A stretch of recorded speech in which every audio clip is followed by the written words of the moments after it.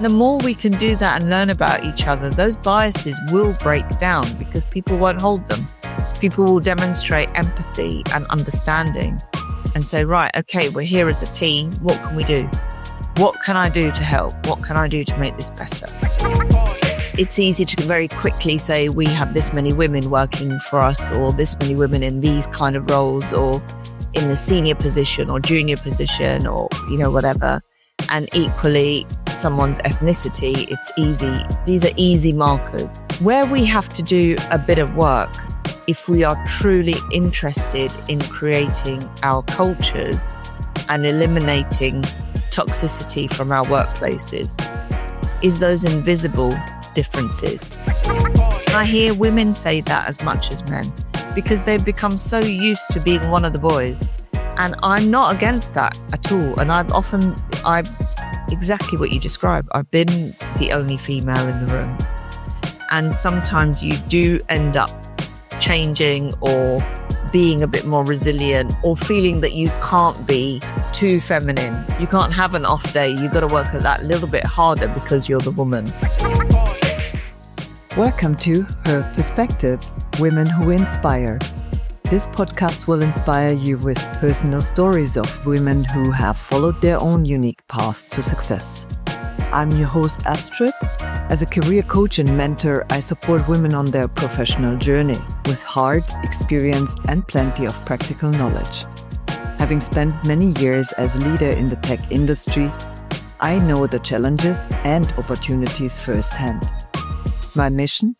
To empower women to step into their careers with confidence and create their own paths to inspire others.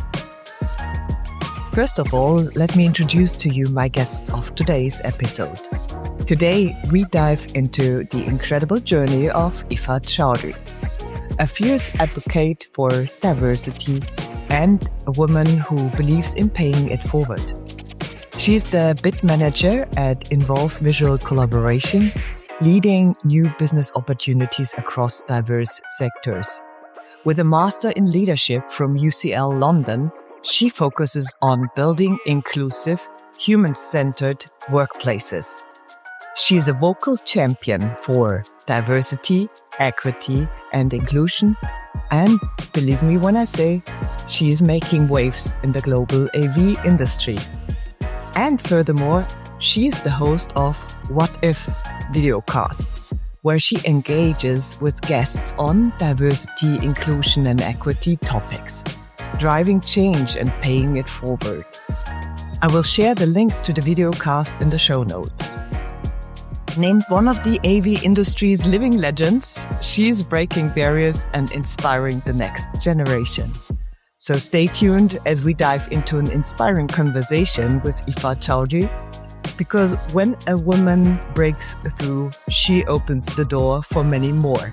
Therefore, our theme for this podcast episode is paying it forward, breaking barriers, lifting others, and making space for the next generation.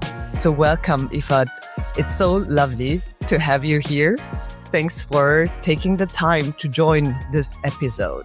Thank you so much for having me. That's I feel like that's quite the introduction to live up to. Yeah. I hope I don't disappoint you. But it's an absolute pleasure and an honor. So thank you so much. I'm very sure that whatever we to talk today about will be inspiring for others. And that's the whole point of creating this podcast, is just sharing stories of women, just like you and me, and the stories behind it to, inspire others. So, if you're ready, we can dive into the first question. So my first one is, if there is a quote or a guiding principle that has accompanied you on your journey, providing you with directions, what would that be? That's a great question. And I think, there are some, I remember working somewhere actually where they had quotes on the walls, and there were one, there were ones about, keep taking the step. Every step is, step forward and never stop your journey and so on. But I think one that has that I've tried to not only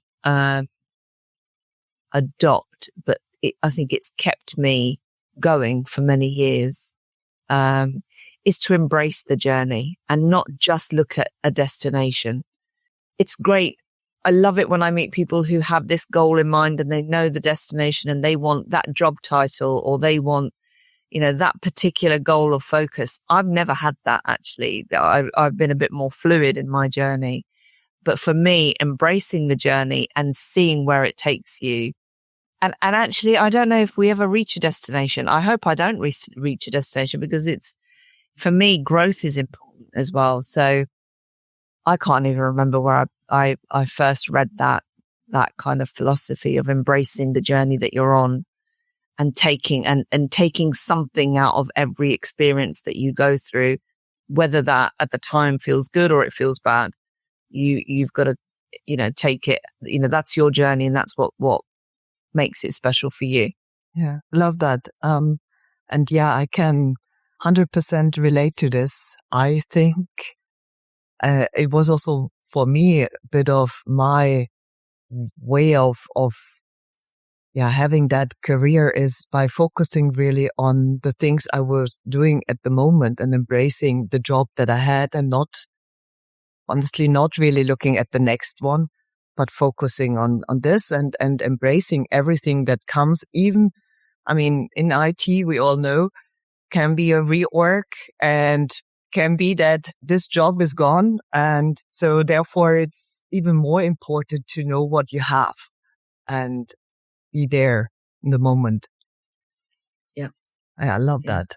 So you are one of the leading voices in the AV industry globally when it comes to diversity, equity, and inclusion. I said that before. So what fuels your passion and keeps you pushing for the change? Do you know, sometimes it feels like I'm low on fuel because I am human. So, and I forgive myself for that. And currently, when I look at the state of the world, it does make me feel, sometimes it makes me feel a bit low and a bit kind of, why are we doing this? And why am I still pushing for change? Why am I encouraging other people to look at change? And do we need change? And what should that change look like? So you end up questioning yourself all the time. But I think what fuels it is that at the heart of it, I really like people. I quite like humans. I think we have a lot to offer each other. We, none of us have the answers. None of us are a finished product, a finished article. We're all on this. I'm going to go back to my journey. We're all on this journey, and people come in and out of your lives. I really believe for a reason. That there's a reason people will be a big part of your life, and then they're not part of your life, and and so on. And it's and do you know the thing that a couple of things. I think I get frustrated when people think that diversity, and they do this eye roll, right? So when they hear, oh, we've got to do diversity training, or we're talking about inclusive practice again, and they find it boring and they think, oh, why do I have to do that? Like it's some kind of cumbersome chore. And I just wonder, if you're human and you're part of the human race, why do you not want that for each other? For you, for your friends, for your family, for your children, for your, everyone around you, your colleagues, your business as well. So, when you apply it to the business context, why would you not want to have that and have as many perspectives as you can possibly have? And do you know the one true thing that we all have in common as human beings is our diversity? True. It's the one thing we have in common, that we are each diverse. Even when I look at my children born in the, same parents, same, mm-hmm. I've got nephews who are twins, there is no such thing as two human beings who are identical. Sure. It's just not. So the one thing that connects each of us is our diversity. So why wouldn't you want to be involved and celebrate that and and build it into your business and into your lives and into making the world more positive. Mm-hmm. Do you think that it has something to do with some people are not being aware of the not so diverse world that we sometimes discover? I think it's used as a bit of an excuse. I think, it's 2025. The world has become so much smaller. Social media is, everybody's got a smartphone. Everyone is a reporter these days. You have so much. In fact, we have information overload. And unfortunately, what comes with that is also that, and you can't police this because the quality of information is so broad that you don't know what you're getting is actually legitimate information or whether it's fake news, whether it's someone trying to create fear, somebody who's trying to create some kind of sensation around somebody's situation or whatever it may be. So there is no filter anymore. So if anything, it's become, I think social media in a lot of ways has made that, it's brought a lot of DE&I issues to the fore, but not always in a positive way, unfortunately. Yeah, true. So speaking of diversity, equity, and inclusion, very often people just focus on gender and race. And I know that you are taking it much broader. So what drives you to expand the conversation beyond these classical areas that everyone thinks about, or a lot of people think about when they hear D&I? I think it's, again, it's very easy to just say, it's easy to very quickly say we have this many women working for us or this many women in these kind of roles or in the senior position or junior position or, whatever. And equally, someone's ethnicity, it's easy. These are easy markers. Where we have to do a bit of work, if we are truly interested in creating our cultures and eliminating toxicity from our workplaces, is those invisible differences. And in fact, not all diversity is invisible, but a lot of it is. And, when you look at people's mental health issues, if you consider neurodiversity, there are so many things that people are dealing with because they are an individual over and above. And for some people, it's layered, right? So it may be gender and race. And then on top of that, it could be neurodiversity. It could be a physical issue. It could be so many things. So it's actually, and some people think, oh, I can't, that sounds expensive. I would rather have someone almost like out of a box who can just come in and do the job. I don't have to deal with all these other things. But, humans, we're not like that. We don't come from a factory line of, that we come off the conveyor belt and we're robots. And, and unfortunately, if anything, I think the pandemic, dare I use that word, created for a time a real sense of a spotlight almost on that, because people were going through things. So people who usually, and I count myself in this as well, and alongside that, it's also recognizing that as a human, you are not fixed in one spot. So as you get older, or as you go through a pandemic, or as you go through a life change or an experience, whatever that may be, you are going to be a different person to the person that company employed. 100%. So, yeah. Because you can't divorce that from your being. If you've gone through something, you can hide it, you can push it down, but at some point it will come out.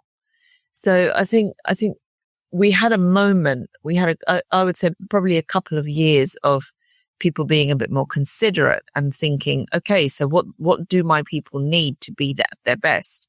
They can work from home. We can do this whole fluid kind of,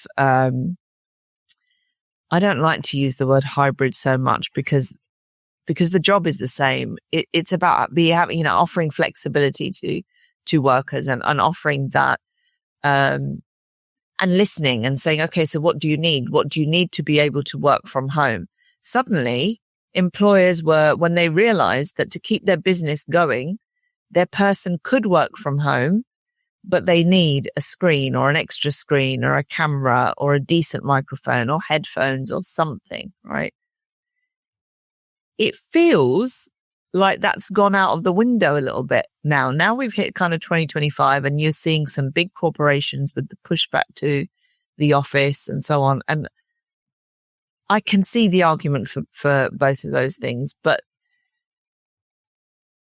I think we can have it all. I really do believe that we can have workplaces where people want to come in that suit the individual, where they can be their very best, that they're equipped to do the job that you want them to do. And I think that's all you need to do as an employer, and that's all you should be asking for as an employee. Yeah, it's a very interesting thought that you had here with this pandemic. I also saw that because of the pandemic, we focused a lot more on the needs really of the employees. Yeah. Because all of a sudden we were facing, okay, the circumstances this person is living in.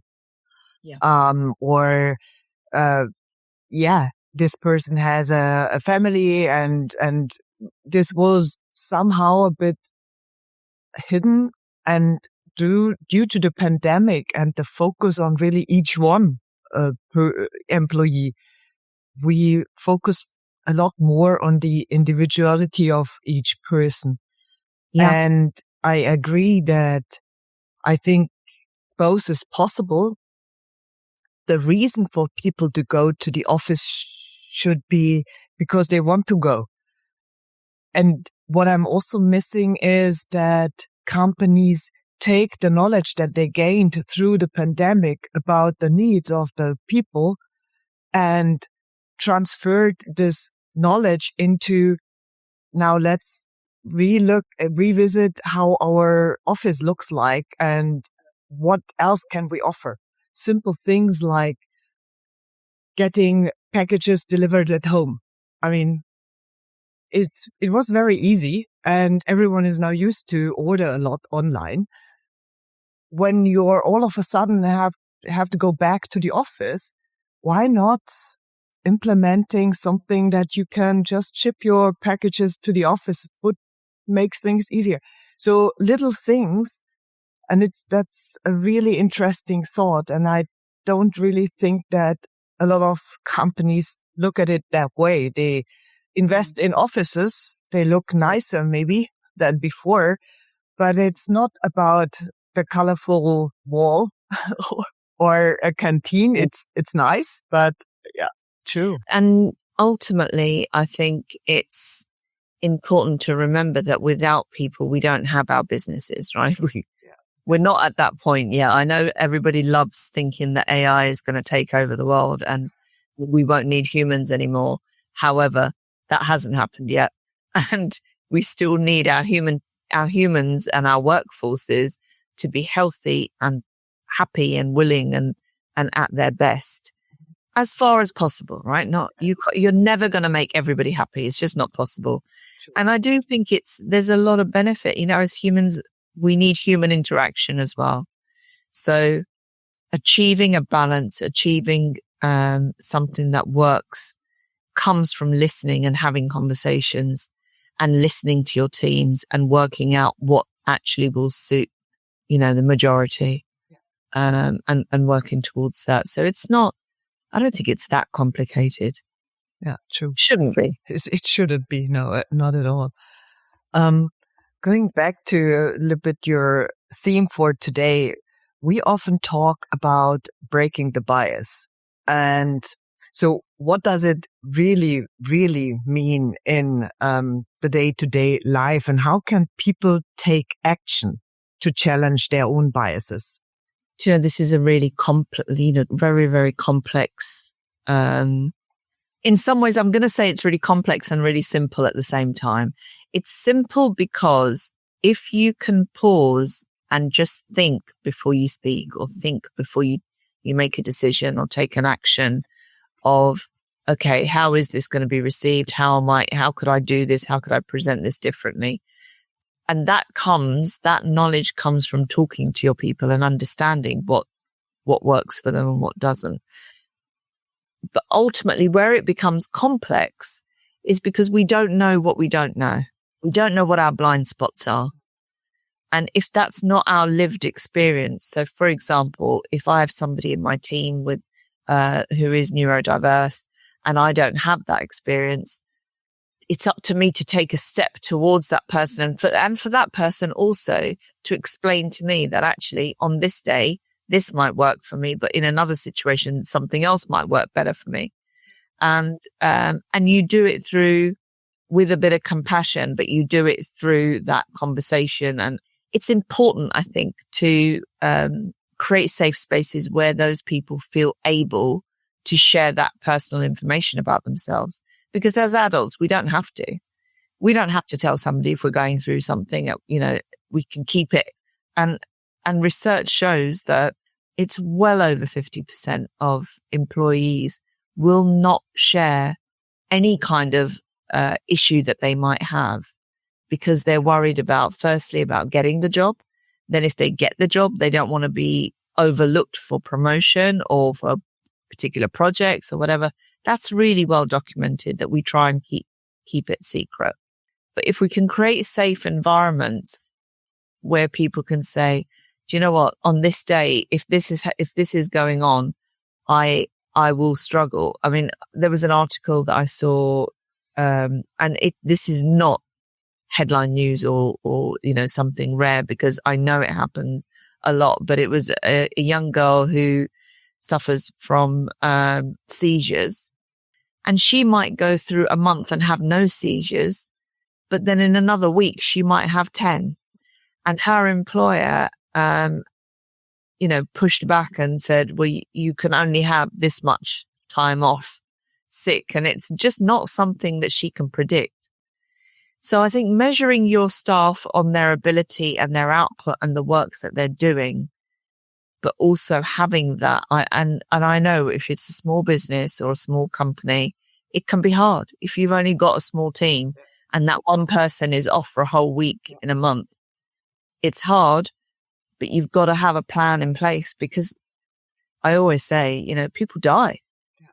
If you haven't got a plan in place for somebody being off sick for a week or needing time off because of a bereavement or something has happened, then you haven't planned your business continuity and your strategy for coping with your business is already flawed. If you're going to fall apart because one person needed extra time off. And it's also about creating understanding with peers. So people don't feel like, oh, she's off again. She gets to take this time off and she's not well. And, when people make the sarcastic comments, and now that happens when communication is poor. So you've got to keep that communication, include the person in it, obviously have their permission to share that information. And if possible, encourage them to share that information. And the more we can do that and learn about each other, those biases will break down because people won't hold them. People will demonstrate empathy and understanding and say, right, okay, we're here as a team. What can we do? What can I do to help? What can I do to make this better? Yeah. Wouldn't that be amazing? Yeah, totally. I mean, you mentioned the safe spaces. This is going to be a bit difficult, but how can we create the safe spaces? Because in underlying, it's a lot of trust that the employee needs to give you and the team by sharing. Yeah. And it comes from, trust is a really, really important word because, I've seen environments and I've had people that I've spoken to as part of my conversations on WhatIff but also conversations where people have said that they can't openly, that they don't feel safe to openly discuss this, but they wanted to share with me what the experience that they'd had in their workplace. And it, when you have a culture where if that person steps out of the room, everyone is laughing and having, it's that childish, you're not at school. And I mean that with some respect, because sometimes I see some behavior from adults that I think even my children wouldn't have displayed. Actually, in many cases, children can be kinder. We always think children are cruel. I think adults are more cruel because they are old enough to know better, but they still participate in, oh, isn't it funny to make a joke of this person? Or it comes from the top. And I absolutely think it comes when managers are participating in that kind of laughter and that kind of breaking of someone's trust, or they're passing comments that are maybe a bit nasty. Maybe it is, oh, so-and-so is off sick again, or so-and-so can't come in because of this, or so-and-so has to work from home, or, whatever. If managers are doing that, that sets the bar where everybody thinks, okay, well, I can talk like that about my peers and my colleagues. And that's where you get the toxicity. But if the people who are leading those spaces do not tolerate that, they shut it down, they take those people aside and actually speak to them and say, this is not how we are one team. This is not how we work. And close those secret conversations. I think it again, there's lots of examples in our industry of fantastic leadership and fantastic work environments as well. But it's about calling it out. And sometimes those environments where the senior team or the people leading the workspaces, they want to be, they want to be liked and they want to be joking and whatever. And you can't have it both ways. Yeah. It's this leading by example, being a role model as a leader, as a people manager. I also think that we all, the companies, need to invest even more into the education, the training of people managers. I mean, often this is just a career step and you do not get any training. It's just from one day to the other, you are the people manager. And therefore, it's so important to start there, like you said, to create the safe spaces. Yeah. Love that. And yeah, it's almost, I mean, we certainly, I've spoken about this before, that, if you're good at sales, suddenly you become the sales manager. Yeah. Because you were good at sales, but when you're working in sales, it's quite an isolated role and you're quite competitive. So it's quite a closed role. And actually a lot of sales people don't make great managers. Yeah. They just don't, because they end up competing with their peers. So you're absolutely right. I completely agree. Training is absolutely key to it. Yeah. I've just met a woman and she decided against becoming a people manager and still being a sales director because she said, this is what I want to do. I love my customers. I love the job. I can manage teams, virtual teams, but I don't want to be the people manager because there are other skills needed that I'm not willing to. Yeah, and the other side of that is, if you are creating work environments and teams where everyone is similar, you're not going to get that understanding or trust or,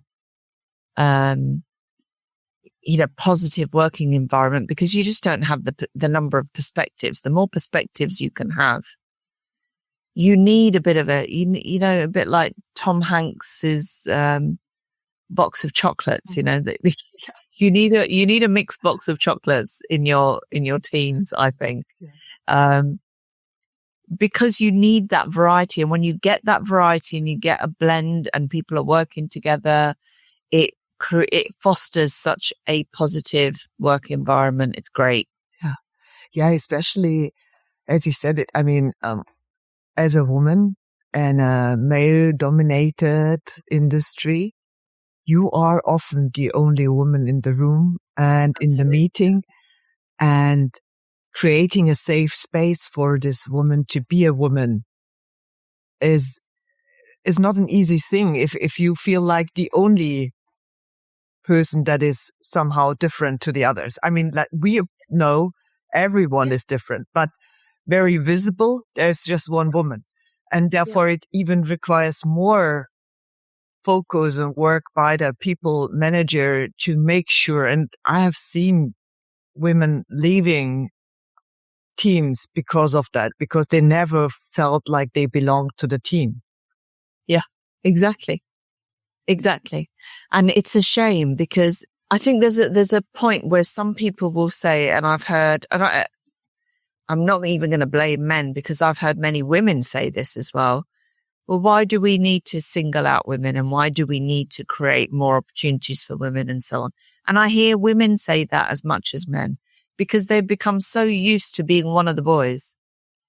And I'm not against that at all. And exactly what you described. I've been the only female in the room. And sometimes you do end up changing or being a bit more resilient, not feeling that you can't be too feminine, or you can't be, you can't have an off day. You got to work at that little bit harder because you're the woman. And really, that's the key. If there is anyone in your team who feels that they have to work a little bit harder than someone else in their peer group for the same job, the same money, the same reward, then you haven't got that balance. That's the thing. And that could be gender. It could be race. It could be their sexual orientation. It could be a disability. If someone is having to work harder, then you do not have a level playing field for your team. Yeah. And I know it's impossible to have a completely level playing field, but you make something to, towards it. You work towards that. Yeah, true. And, now looking at the time we are in right now, where DEI and our initiatives are under pressure even more. I mean, it always felt like we are making 2 steps ahead, and then we are forward, and then 1.5 steps back. Now it even feels like a full stop sometimes in some companies. Well, I mean, you said it at the beginning, it's a difficult time. So how or what keeps you motivated to continue with all you're doing? You know what is actually really hard to see is human suffering. I think it's really, really hard to see. And we're living in a time where I think most of us grew up with the knowledge of the world being at war twice before our lifetimes. Maybe our grandparents have lived through it, or, older relatives. Certainly my grandfather served. And but it wasn't in our lifetime. And now just seeing so much war on the planet, and so much hatred, and so much abuse of power, abuse of money, it feels like it's never ending. Honestly, right now, it feels to me like the world's on fire. And I try not to be kind of pessimistic and bleak, because I genuinely believe there is more good in this world than there is evil. I really, really do. I think we'd all be lost if we didn't have that belief and that hope, I suppose. And, I think we are lucky. I feel lucky to live where I live, to have the freedoms that I have, because I'm acutely aware that if I'd been born somewhere else, with my ethnicity and my religion, religious background, it would be a very different story for me. And just being grateful for that isn't enough. That gives me a cause for action, that actually everybody has a right to that. Everybody has a right for their children to get up and be able to go to school without thinking that they're going to get bombed, or that they're going to get attacked, or that they're going to get stabbed, or that, you know, there is so much. I mean, even in a relatively safe country, you know, we have a lot of issues in the UK, social issues with young knife crime and things like that. So it's on every level. But when you peel it back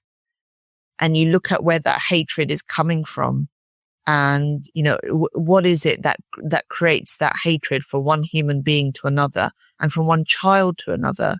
I just think no child is born with these discriminatory attitudes.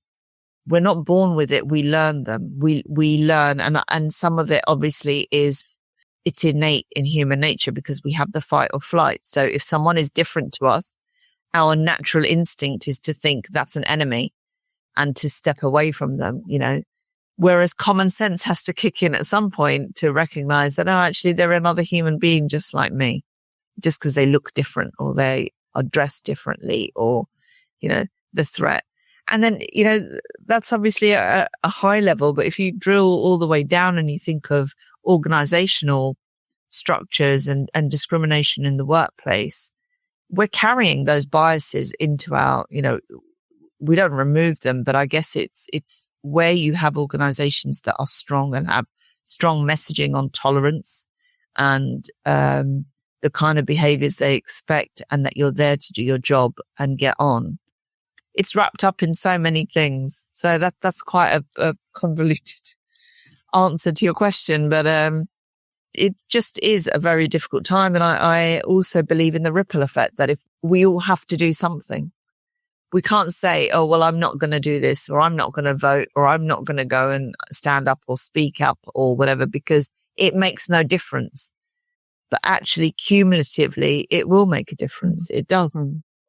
Was this also one of the reasons why in 2022 you launched the videocast WhatIff to put the spotlight and make people more aware? Yeah, I mean, obviously we'd had the lockdown, and we'd had various incidents happening across the world, and I was invited to speak on a panel. It was my first panel actually that I had done, and I knew I had been asked because I was female and of color. So I had a choice to make at that point. Mm-hmm. Am I happy to be the token? Mm-hmm. And that was in response to the George Floyd murder in the United States and the start of the Black Lives Matter movement. And there were, and I put my hands up, I made some mistakes in how I spoke up about it through my own ignorance. I learned a lot that there is certain things, certain phrases and the way you say it that actually align with the far right, not the middle ground. So it was as much of a learning point for me, but the recognition and the attitudes and the kind of things I was seeing, particularly in social media, and the commentary around that from ordinary people and people that I knew or people that were in my network, I felt like it just felt like a call to step up and get more involved, because I'm also a believer that you can't complain about something if you're not willing to speak up about it. Otherwise, don't complain. Just get on with it. If you're not willing to take some action, whatever that is, and I'm not saying I can solve these issues, I really can't, but if I can help one person feel that they are seen at work, because this was the other thing. There were people from the Black community who felt that they were going into their workplaces, whether that was in person or remote, and no one was talking about this. Mm-hmm. This horrific incident had happened and I know there are incidents every day all over the planet. All sorts of people are violated and, you know, things happen. But this particular incident was all over the news, and yet colleagues, companies, organizations within their teams, no one's talking about it. No one is saying, how do you feel about it? Because whether you live in the States or you live on, the opposite side, it doesn't matter. If you're a person with the same ethnicity, you're going to be thinking. Yeah. That's hatred towards someone who looks like me, or, and I know that's simplifying it. Of course it is. But to not feel seen, or to feel that when you go to work, you've got to alter your background. So you can't really, don't be too, like I said before, don't be too feminine. Mm-hmm. Don't be too black. Don't be too Muslim. Don't be too anything really, right? Any time that you're having to adjust your behavior in the workplace, you're not bringing your authentic self to your workplace. Yeah, I can't agree more. Yeah. You're putting energy into shutting a part of you down, which means that energy is not making you productive in your work. Yeah, we see that all the time. And there's such a freedom that comes from being in an environment where actually you can be yourself. So I watched, of course, some of your recordings for WhatIff. And I think if I remember it right, and please correct me if not, you invited 3 men. Was it the... Oh, yeah. Yeah. The old white guys. The old white guys, exactly. So was it, I don't know. So you had the idea to kick it off with the 4 old white guys? They are the 4 that I can only best describe it, that they took me up in an airplane and pushed me out without a parachute and said, you must do this. So they are still, I hope, dear friends. And, even though I call them old white guys, but they really are. They all were very well known in the industry, well respected in the industry. And, they each separately said, we are missing a voice. We need something, and you need to step up. And it still took me several months from them pushing. So then I said, okay, I will do it if you will be the first on. And actually, for a testament to them, to put their hands up and say, and I don't like this phrase actually, that we are part of the problem. They're not part of the problem. They're actually part of the solution. Yeah. But they are the demographic of what was the barrier to moving forward, because this kind of, way of thinking or whatever. But it's testament to them and the people that they are of that, opinion that we are all still learning, and that we all have something to learn, and that we're not, just because we are senior in the industry or we are well known, or that we haven't arrived at this, like the destination that I spoke about earlier. None of us have arrived at that destination. So we still, every day is, like they say, every day is a school day. Mm-hmm. Yeah, I really like that. And yeah, well, we wouldn't be talking here today in this interview without another man who recommended to me to reach out to you, which is Neil Flöster from Creston. Yes. And thank you, Neil.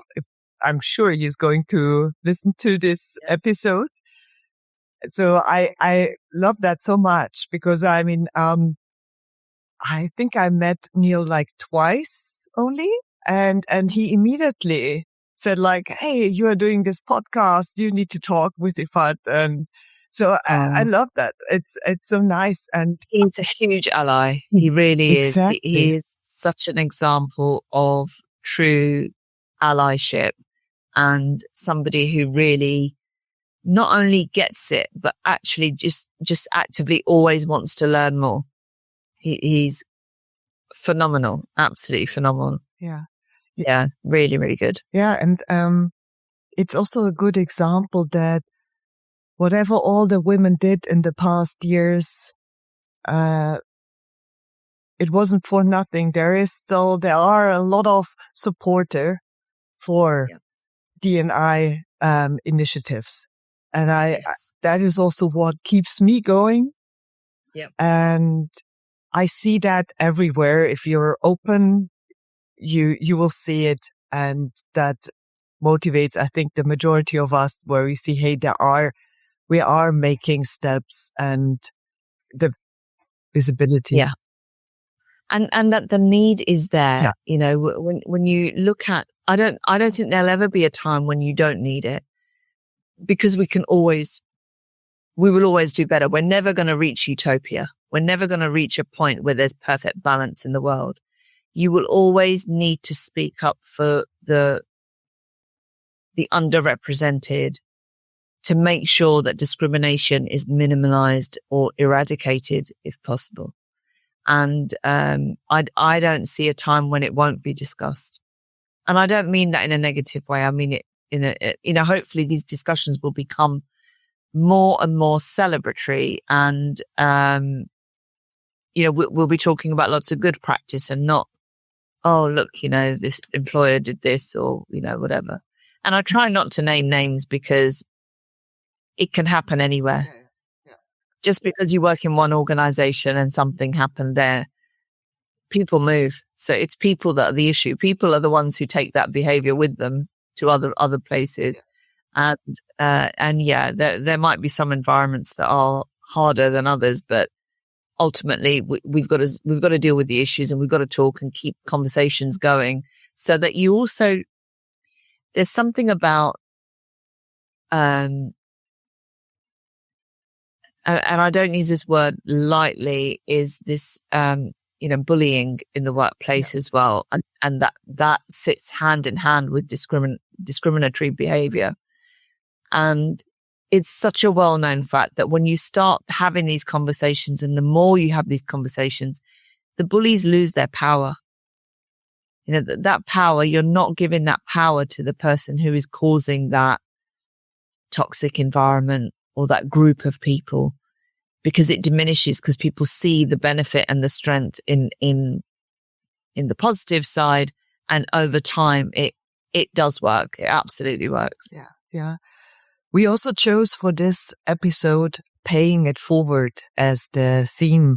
So you obviously strongly believe into the concept of paying it forward. Why do you think it's so important that we do this work for, also the next generation? I think it's, I have tried to seek out people who are less known in the industry as well, to speak with, and to nominate to join panels and in-person events, webinars, and that sort of thing. Because I think the more voices and the more diverse voices, the stronger the message gets. No one needs to hear from me forever. It needs to move on. And ultimately, the more you move it on, the more you're paying it forward, but actually you're learning back as well. It's a twofold thing. So although you are, creating, you're getting somebody else's voice, you're learning from that voice as well. And it should continue. And people, obviously, I only have my limited experience. I can't create, I can make up stories, but I can't create if I don't have that knowledge. And people's authentic stories, we all love stories, right? Humans, from when we're babies, we love stories, and that's how we learn best. So if we can share other people's stories and amplify those experiences and share best practice, that's, for me, that is the way to progress. I don't intend to be talking about this forever. Someone else is doing it, and then I'm learning from them. Yeah, true. Yeah.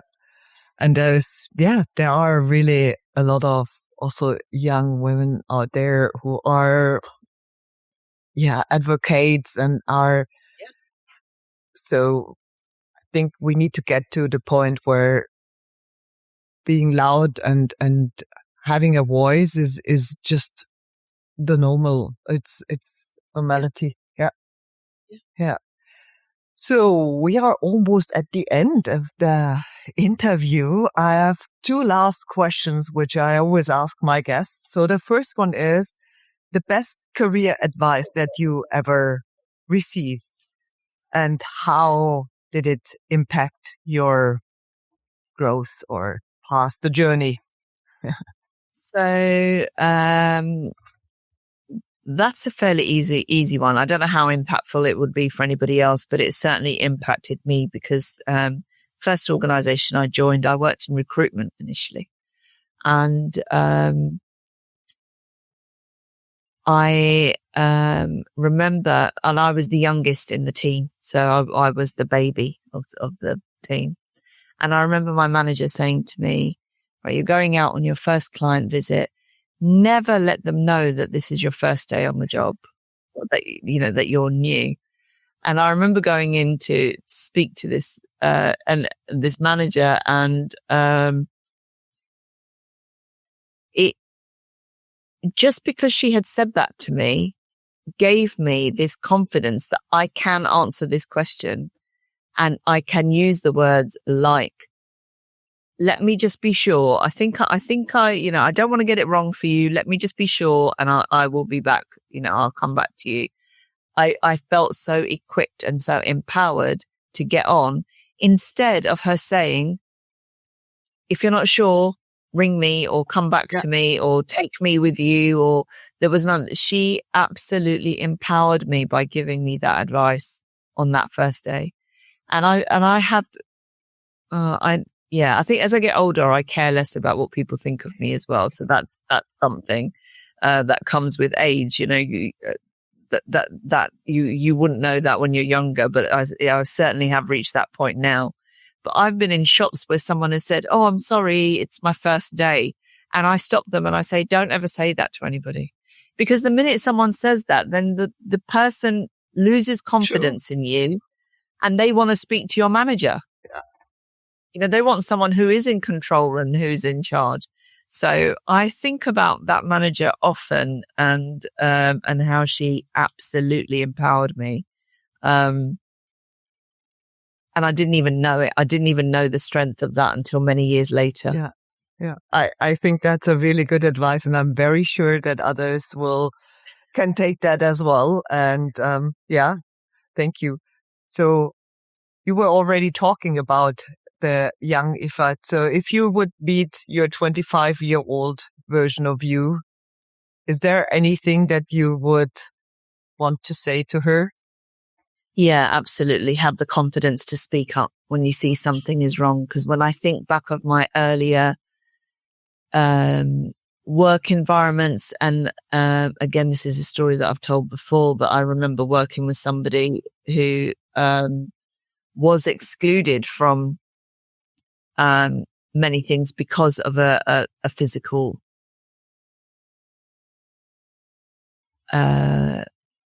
not an impairment, but just a birthmark, basically. And it was deemed that, that wasn't attractive enough. But at the time, I knew it was wrong, but I was so young that I didn't feel able to stick up for this person. And the person was just accepting it because they'd heard it before. And it's irrelevant to someone's skills or someone's ability to do their job. It's absolutely irrelevant. So, the advice I would give is, if it feels wrong, it probably is wrong, and speak up. Mm-hmm. Because it's too many people are too afraid because they don't want to lose their job. They don't want to be in trouble. They don't want to get, they don't want to get involved. And that's the thing we need to change, is this culture of, but it doesn't affect me, don't get involved. Yeah. I think that is, like you said, I mean, when we are young, when I was young, I was also very often afraid to speak up, to say what I really mean. I was more that type of trying to not to be seen too much, so that, and by speaking up. But I would also give the same advice. I think we need it. Yeah. And even if you don't have the courage to speak up to a manager, just check in with that person and say, are you okay? Do you want me to? Because the other thing to recognize as well is that some people don't want you to fight their battles. It's true. Yeah. For them. Yeah.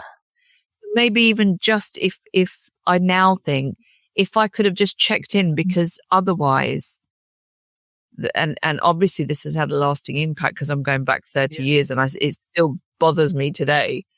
But otherwise that person must be thinking that we all thought the same, that we all agreed with the manager's decision. Yeah, it's going back to your earlier point where you said like it's that level of trust within the team. It's a lot about the communication. It's a lot about really knowing how this other person feels and not thinking you know how they feel.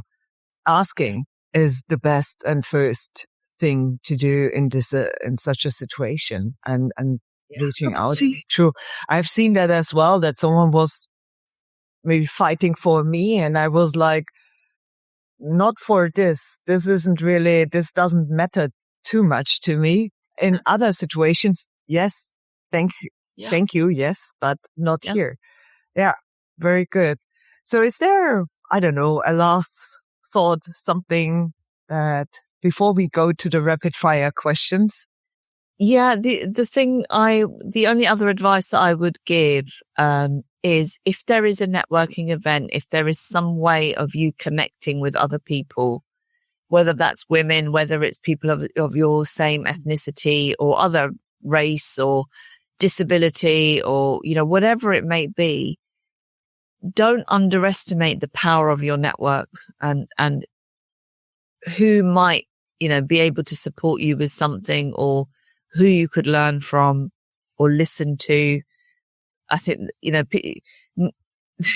there is that English phrase, no man is an island. We can't, as humans, we can't operate completely alone. We need our networks and we need that support, and you never know where it might come from. So if you're ever offered an opportunity to speak on a panel or to attend a session or go online or, join a webinar, don't think, oh, they won't want to hear from me or that might not be for me. Just try it and just embrace the moment, and don't feel like, well, I won't know anybody or I won't, I'll have no one to talk to or no one, to go with. Just do it. That's how we meet people. Yeah, that's a really good advice. Thank you. Thank you for the conversation, Iffat. It was very lovely. And now, before we come to the coaching snack, I would like to ask you a few rapid fire questions, if that's okay. And you can choose one of them. So first one is high heels or sneakers? Oh, pre-pandemic, it was always high heels and now it's always sneakers. I think I hear always the same answer. Travel or staycation? Travel. City or forest? Oh, that's hard. I'm going to say city. Morning person or night owl? Night owl.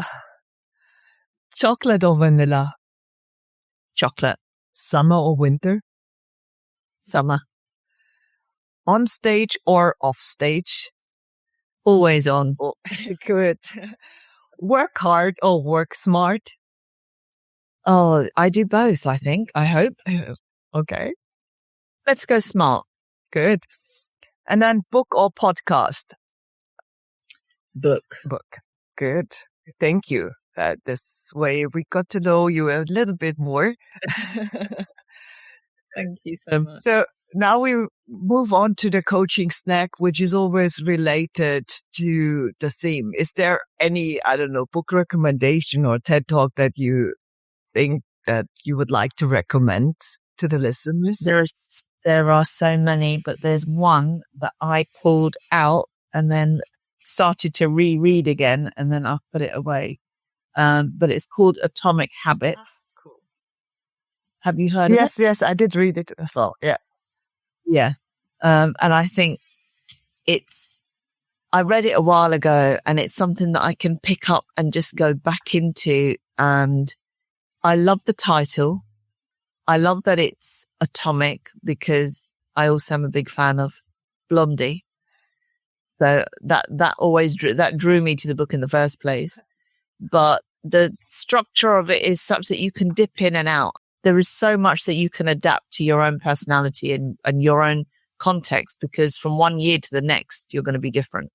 So that is my first one. And my second one is by Susan Scott. It's called Fierce Conversations. Ah, okay.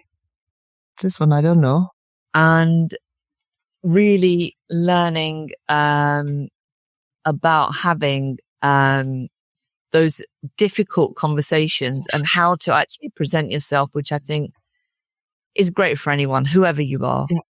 It's fine to kind of practice things and whatever, but when you're faced in the moment and you need to stand up for yourself, or you need to stand up for something that you believe is right, or just to have those difficult conversations, especially in the workplace or in any scenario, she's phenomenal. Susan Scott is phenomenal. So she's definitely somebody, she's got a great website and really, really inspiring author. Okay.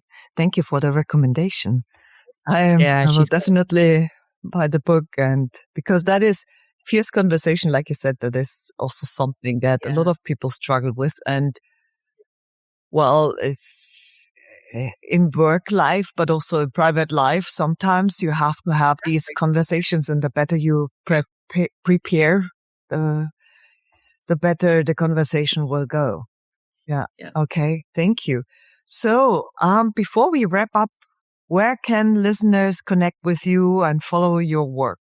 The best place to find me is LinkedIn, and that's just Iffat Chaudhry on LinkedIn. And currently the recordings are on YouTube. The channel is called WhatIff with 2 Fs and a question mark.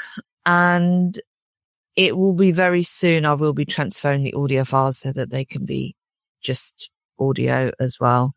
It's on my to-do list, and actually it's Neil that's holding me to account to get that done. But it just, with life and one thing and another, obviously I do this as it's a bit of a passion project, so it has to fit in with the rest of my life, not the other way around. So I will get it done. I will get there. Okay. Oh, I totally understand that. And I will also post the links in the show notes, of course, and so that then people can watch you on YouTube and see and follow you on LinkedIn. Thank you. So thanks again for your time, Iffat. It was a real pleasure having you here. That's flown by. That's gone so quickly.